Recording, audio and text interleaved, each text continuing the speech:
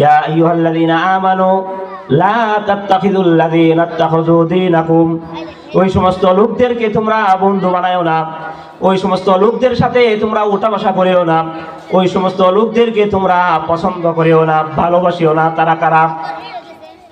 লা তাত্তাখিযুল্লাযীনা ইত্তাখাযু দীনাকুম, এই আমার দ্বীনের সাথে যারা মশকারি করে, যারা হাসি ঠাট্টা করে, আমার দ্বীনকে যারা গুরুত্ব দেয় না, তাদেরকে তোমরা আউলিয়া বন্ধুরূপে গ্রহণ করিও না। এটা আল্লাহ তাআলার কথা। আজকে আমরা দেখতে পাই কোরআনের সাথে মানুষ কিভাবে, কোরআন যেখানে তেলাওয়াত করা হয়, কোরআন যেখানে পাঠ করা হয়, কোরআনে আলোচনা যেখানে করা হয়, সেখানে কিছু সংখ্যক মানুষ এমন রয়েছে যারা কোরআনের সাথে এবং বিশৃঙ্খলা করে। কি বলেন, আছে না নাই? এই জন্য আমার প্রাণ প্রিয় মুসলমান ভাইরা, এই মাহফিল প্রতিদিন হয় না, সারা রাত্র হয় না, হয়তো 11টা, 11:30, 12টা পর্যন্ত হবে।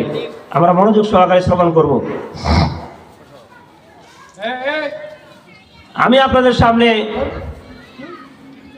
যে আয়াতটা পাঠ করেছি, আল্লাহ পাক রব্বুল আলামিন বলেন, ইন্নাল্লাযীনা আমানু, ঈমান তো মোটামুটি সকলেই এনেছে।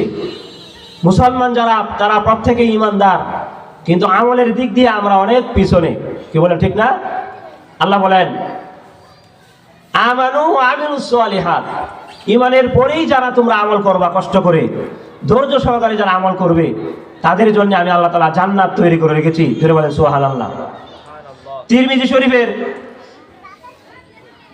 2532 নম্বর হাদিস, রাসূল সাল্লাল্লাহু আলাইহি ওয়াসাল্লাম বলেন, ইন্না ফিল জান্নাতি মিআতু দারাজাতিন মা বাইনা কুল্লি দারাজাতাইনি কামা বাইনাস সামাই ওয়াল আরদ লা